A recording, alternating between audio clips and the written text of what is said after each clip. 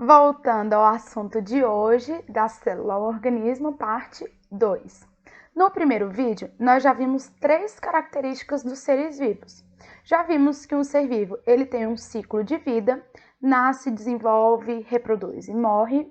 Ele responde a estímulos e ele tem metabolismo. Ele sofre várias transformações químicas em seu interior. A nossa quarta e última característica é um corpo formado por células. Então, todos os organismos vivos são formados por células. O meu corpo tem milhões e milhões e milhões e milhões de células. Só que a gente não consegue vê-las porque elas são muito pequititinhas. Elas são microscópicas. A gente só consegue visualizá-las utilizando o microscópio. Existem vários tipos de microscópio, tá? Esse aí da foto é só um dos exemplos. Então, a teoria celular diz que as células são as menores estruturas presentes em um ser vivo capazes de responder a estímulos, ter um metabolismo e um ciclo de vida.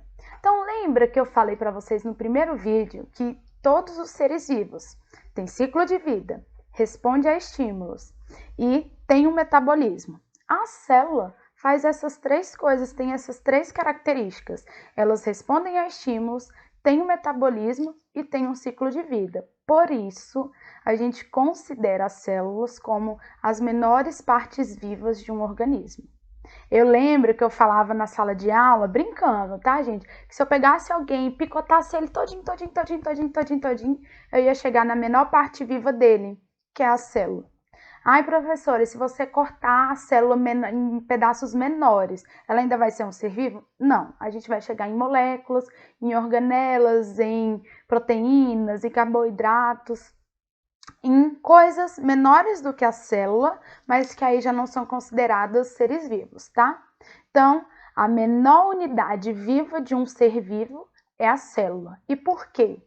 Porque ela faz 3 coisas que é característica dos seres vivos. Ela responde a estímulo, ela tem um metabolismo e ela tem um ciclo de vida. Ela nasce, ela se desenvolve, ela se reproduz e ela morre.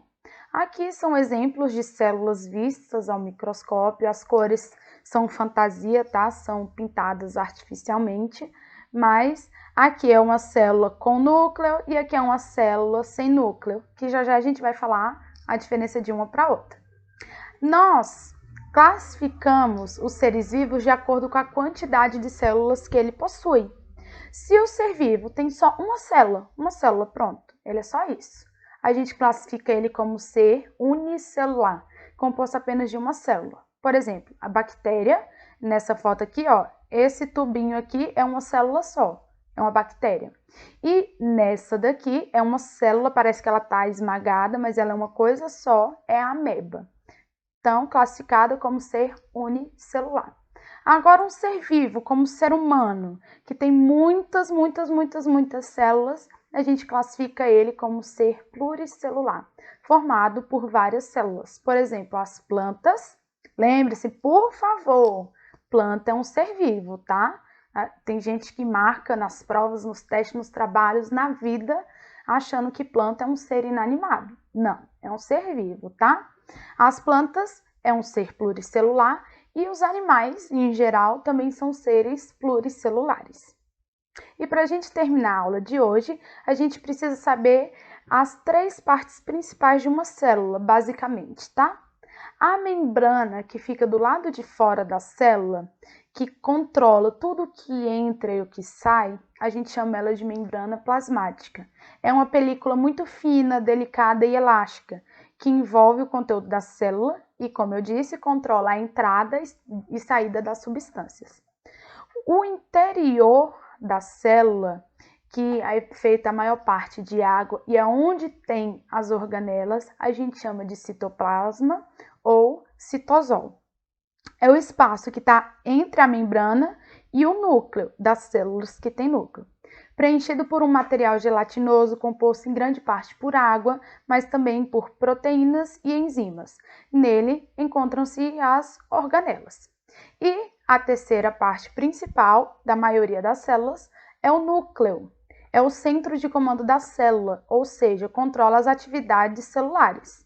Então, aqui no núcleo, a gente vai encontrar o material genético.